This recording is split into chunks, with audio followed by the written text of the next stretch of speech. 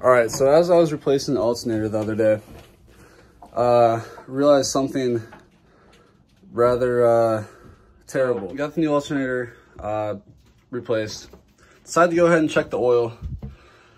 And as you can see, it is a light gray, meaning that water has been mixing with the oil. Now, this was caused by a faulty raw water valve.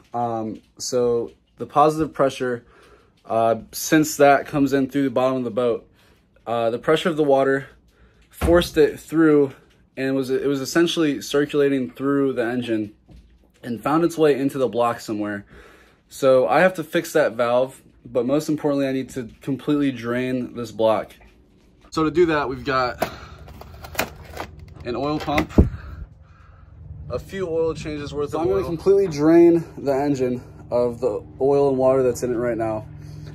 Fill it with diesel, drain the diesel, that will pull all the moisture out, and then run 2 oil changes through it and replace the oil. Will this work? I don't know. We're going to find out and see what I'm doing is I'm connecting this oil pump into the dipstick tube, because the oil drain bolt is really hard to get to. It's way underneath the engine. I'd rather not have to pull it. So we're just gonna feed this all the way through the dipstick. So I've got the pump all set up, sucking it out of the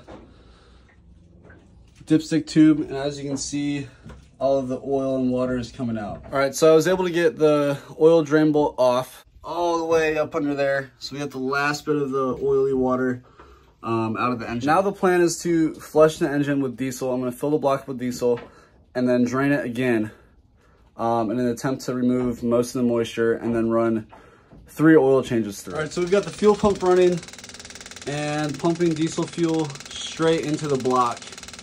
All right, so I filled the block with diesel, and now we're gonna pump all the diesel. So we got all of the diesel transferred out of the engine. 2.5, 3 gallons of diesel. Now we're gonna run the first oil change through the engine. All right, so she's running again, as you can hear. I'm on to the 3rd oil change, just letting everything circulate, and then we'll pull the filter off, see how the oil's looking, do another drain, replace the filter, and replace the oil one more time, and it should be all cleared out. All right, so she's running a lot smoother now. So as of now, the engine is all good. So that worked out.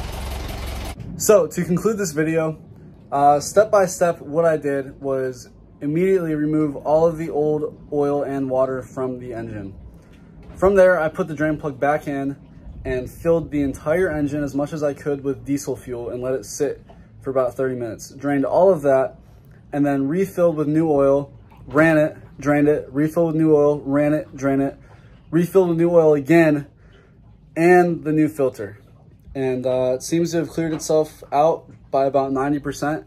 I will replace the filter again shortly, and probably do 1 more oil change just to be safe. But and the engine is running strong, and there's no more water. With all that being said, this is an extremely messy job, so you're gonna want a ton of rags on standby. At least 3 5-gallon buckets, the hand pump, like I said, a bunch of rags, because all of this oil is everywhere. I went through probably 30 rags. But I hope this was helpful, and I hope that you guys can learn from it. What caused the issue is the raw water was left on, my fault, and that water fed through and then back fed through the exhaust and into the actual engine.